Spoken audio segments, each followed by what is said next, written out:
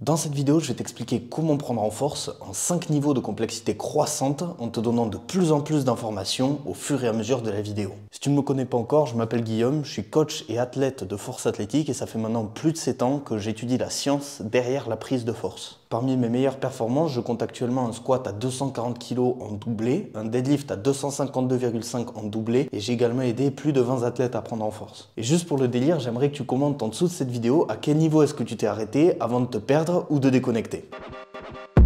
Prendre en force, c'est assez facile. Tout ce que tu as à faire, c'est pratiquer les mouvements sur lesquels tu veux t'améliorer et rajouter progressivement du poids chaque semaine, tout en récupérant du stress que tu infliges à ton corps, notamment via l'alimentation et le sommeil. En parallèle, plus tu vas devenir fort, plus tu vas créer de masse musculaire, ce qui va t'aider à devenir encore plus fort, et c'est un cercle vertueux. C'est un petit peu comme quand tu te fais tes premières ampoules. Au début, ça fait très mal, et au fur et à mesure, tes mains se renforcent jusqu'au moment où tu ne les sens quasiment plus. Mais si tu veux devenir plus fort, il ne suffit pas de t'entraîner, il faudra également que tu récupères correctement en mangeant et en dormant suffisamment. Bon, en vérité, c'est peut-être pas suffisant de juste faire certains mouvements et de récupérer, donc je vais être un petit peu plus nuancé dans mes propos. En fait, si tu veux progresser à coup sûr, tu as besoin d'un programme d'entraînement. Ça te permettra d'avoir une structure vis-à-vis de ton entraînement et de ne pas faire les choses au hasard. Prenons l'exemple de quelqu'un qui veut s'améliorer sur son squat. Au lieu de pratiquer le mouvement quand il y pense ou quand il est motivé, avec un programme adapté, il pourra par exemple faire 2 fois le mouvement chaque semaine pour habituer son corps au mouvement et devenir meilleur dessus. Parce que plus tu pratiques un mouvement, plus tu t'amélioreras dessus, évidemment dans la limite du raisonnable. Mais sur un programme, tu n'as pas juste un certain nombre d'exercices à faire, tu as aussi un nombre de séries, de répétitions, des temps de repos. Bref, tu as un plan détaillé qui va te permettre de t'améliorer au fur et à mesure, sans laisser de place au hasard. D'ailleurs, si tu n'as pas de programme ou que tu en cherches un nouveau, je t'en ai créé un entièrement gratuit qui a pour objectif de t'aider à prendre en force sur ton squat, ton développé couché et ton soulevé de terre. Si tu veux y accéder, tu as juste à cliquer sur le premier lien dans la description.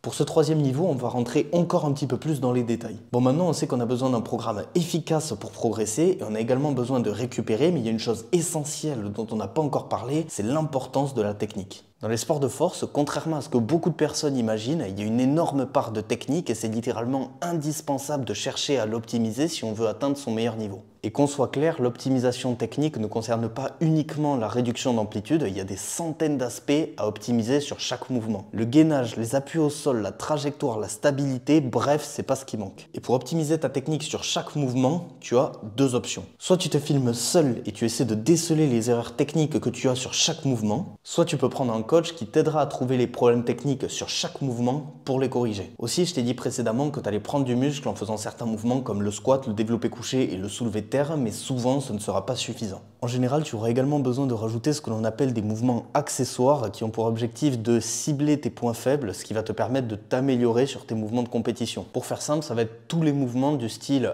RDL, hack squat, extension triceps, etc. Enfin, tu te poses sûrement certaines questions comme combien de répétitions est-ce que je dois faire ou encore est-ce que je dois m'entraîner à l'échec, et je vais de suite répondre à ces questions. En réalité, le nombre de répétitions que tu vas faire, il est important, oui, mais il ne faut pas s'obséder là-dessus. Je te donne un exemple tout simple. Imaginons que tu te mettes à faire du 5x5 au développé couché chaque semaine. Qu'est-ce qui va se passer? D'abord, je pense que tu vas surtout t'améliorer sur tes séries de 4 à 6 répétitions, autrement dit des formats similaires à ceux que tu fais à l'entraînement. C'est-à-dire que c'est là où tu vas voir la progression la plus rapide et la plus importante. Alors évidemment, ton max sur une rep va également augmenter, mais ce ne sera pas nécessairement proportionnel par rapport à la force que tu auras acquis sur tes séries de 5 reps. Il y a d'autres facteurs qui peuvent jouer, notamment si tu as une génétique favorable à un certain mouvement, ce sera souvent plus facile de faire beaucoup de répétitions proches de ton max. Pour ce qui est de l'intensité sur les mouvements de compétition, je pense que la majorité de ton entraînement devrait se passer entre 2 et 4 répétitions en réserve. Évidemment, l'intensité moyenne est censée augmenter au fil des semaines, mais je te recommande vraiment pas de finir à l'échec, simplement parce que tu ne seras pas en capacité de répliquer une technique optimale, et en plus de ça, tu vas énormément te fatiguer pour au final très peu de résultats. Sur les mouvements accessoires, par contre, aucun problème pour mettre de l'intensité. Ici, je pense que la majorité de ton entraînement doit se passer entre 2 reps en réserve jusqu'à l'échec. Maintenant que tu connais les basiques, on va pouvoir s'attarder sur les détails qui vont réellement faire la différence. On a beau voir de plus en plus d'athlètes avec un bon programme et une bonne technique performer assez correctement, ce qui va faire la plus grosse différence, c'est bel et bien le poids de corps et plus précisément la masse musculaire. C'est pour ça que les catégories de poids existent. À peu près tout le monde est conscient que le poids de corps joue un rôle déterminant dans la prise de force, mais pourtant énormément de personnes affectent leur progrès à cause de certaines erreurs dont je vais te parler. L'erreur que je vois le plus souvent, généralement chez les débutants, c'est qu'ils ont toujours pour objectif de rester dans une catégorie bien précise pour, je cite, être compétitif. Le gros problème en faisant ça, c'est que tu t'empêches littéralement de devenir plus fort. Je m'explique. Pour faire simple, il y a 3 manières de prendre en force. Soit tu peux optimiser ta technique pour être le plus efficace sur chaque mouvement, soit tu peux utiliser un programme efficace qui va te permettre d'atteindre un état de forme optimal pour performer, donc limiter la fatigue un petit peu, s'exposer régulièrement à des stress assez réguliers sur les mouvements de compétition pour se sentir fort et en confiance, etc. Ou alors tu peux prendre en masse musculaire. Évidemment, l'idéal c'est de faire les trois. Le truc c'est que le muscle, ça pèse un certain poids, donc automatiquement si t'en prends, ton poids de corps va monter. Et si tu t'empêches volontairement de prendre du muscle, c'est un petit peu comme si tu faisais une croix sur un tiers de ta progression, ce qui est énorme. Et je pense même que c'est encore plus grave si ta technique et ton programme sont déjà optimisés, puisque dans ce cas-là, le facteur qui fera la plus grosse différence pour toi sera ta masse musculaire, auquel cas je pense que tu fais carrément une croix sur les 2 tiers de ta progression. Donc 9 fois sur 10, je te conseille de monter d'une catégorie de poids, en particulier si tu es débutant, tout simplement parce que la plupart du temps, ton potentiel est 10 fois plus haut et tu as encore énormément de masse musculaire à construire. Mais pour prendre du muscle, c'est pas qu'une question d'entraînement, c'est aussi une question de récupération et c'est là que 95% des gens ne suivent pas. C'est aussi en récupérant correctement qu'on limite le nombre de blessures d'ailleurs. Je pense que c'est une des raisons pour lesquelles beaucoup de powerlifters se blessent. Parce que l'entraînement, si tu y réfléchis bien, c'est 10% de ta journée. Mais la question, c'est qu'est-ce que tu fais les 90 autres % du temps? Est-ce que ta nutrition est une priorité pour toi? Est-ce que tu t'assures d'avoir tes heures de sommeil tous les jours? Est-ce que tu t'hydrates correctement tous les jours? Tous ces points-là sont les points qui vont faire la différence entre un bon athlète et un très bon athlète. Petite anecdote, la semaine dernière, c'est la première fois de ma vie que j'oubliais ma gourde en allant m'entraîner et dès ma deuxième série de squats, j'ai commencé à avoir de grosses douleurs au niveau des hanches. Évidemment, c'est pas uniquement parce que je ne me suis pas hydraté que j'ai eu des douleurs aux hanches, mais je suis convaincu que ça y a fortement contribué. Donc même d'un point de vue réduction de blessures, c'est vraiment quelque chose d'important. Finalement, prendre en force, si on pousse vraiment l'analyse, ça peut vite devenir complexe. Il faut que tu aies le programme le plus optimisé pour toi, parce que oui, c'est possible que ton programme actuel soit efficace, mais est-ce que c'est le programme le plus optimisé pour toi, pour tes objectifs, pour tes contraintes personnelles? Ça, c'est une autre question. Est-ce que ton programme s'adapte vis-à-vis des contraintes que tu as dans ta vie personnelle, par exemple? Tu vois, un militaire et un chômeur, ils n'auront pas les mêmes capacités de récupération.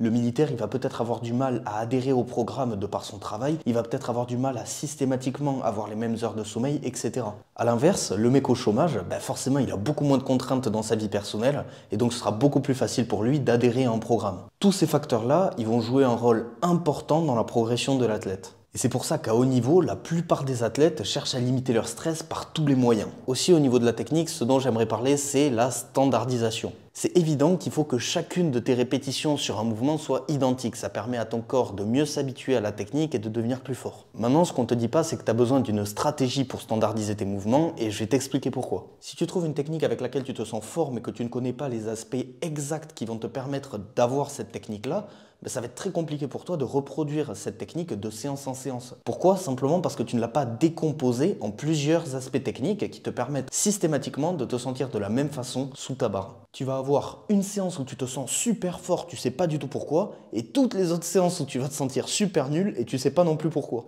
D'où l'importance de noter les correctifs techniques que ton coach te donne ou de noter ce que tu as pu observer de ton côté, tout simplement pour, au fil du temps, comprendre quels aspects vont te permettre d'avoir une bonne technique. Par exemple, de mon côté, je sais qu'en me focalisant sur le fait d'envoyer les coudes sous la barre, de focaliser sur mon bracing et la gestion de mon poids de corps pendant la descente, je me sens particulièrement stable et puissant sur mon squat. C'est aussi très important de noter ces correctifs techniques pour une deuxième raison, c'est que parfois ça peut arriver de perdre sa technique et donc si tu n'as pas déjà noté à un endroit ce qui fonctionnait par le passé, ça va te prendre des mois et des mois et des mois à retrouver ce schéma technique qui fonctionnait pour toi, souvent des mois et des blocs entiers sans progresser et ça peut être extrêmement frustrant. Enfin, tu ne peux pas négliger ton échauffement. Mon point de vue, c'est qu'il faut que tu t'échauffes suffisamment pour pouvoir, dès la première série de chauffe, utiliser exactement la même technique que tu vas utiliser sur tes séries de travail. Donc l'idée, ça va être de déverrouiller un petit peu les zones bloquées dans ton corps, d'échauffer correctement les muscles impliqués sur le mouvement, etc. Pour moi, utiliser tes premières barres de chauffe pour être moins raide et te sentir mieux, c'est une énorme erreur tout simplement parce que tu vas pas être exactement sur la même technique de ta première barre de chauffe jusqu'à tes séries de travail. Selon moi, c'est vraiment dès la première série de chauffe que tu dois être parfaitement au point sur la technique. On peut aussi parler de l'optimisation des mouvements de renfort. Est-ce que tu essaies simplement de mettre le plus lourd possible ou de valider tes reps? Ou alors est-ce que tu essaies de réellement travailler le ou les groupes musculaires ciblés? Par exemple, si tu fais du RDL avec le bas du dos complètement arrondi, tu vas mettre beaucoup plus de tension sur tes lombaires et beaucoup moins de tension sur ta chaîne postérieure et tes ischios, ce qui n'est pas nécessairement ce qu'on recherche. Donc si tu veux un moyen globalement pour optimiser tes mouvements de renfort, d'infos, cherche déjà à ressentir le muscle que tu travailles, également à ralentir ta descente suffisamment longtemps pour vraiment causer une réelle hypertrophie. Et évidemment, le troisième facteur et un des plus importants, mettre de plus en plus lourd au fil du temps. Mais focalise également sur les deux premiers aspects, sinon tu vas te retrouver à faire de l'ego lifting et tu vas te retrouver dans des gym fails. Maintenant que tu as écouté cette vidéo, tu comprends sûrement l'importance de prendre un coach, mais au risque de te surprendre, ça ne suffira pas. Clique sur cette vidéo où je t'en dis plus sur le sujet.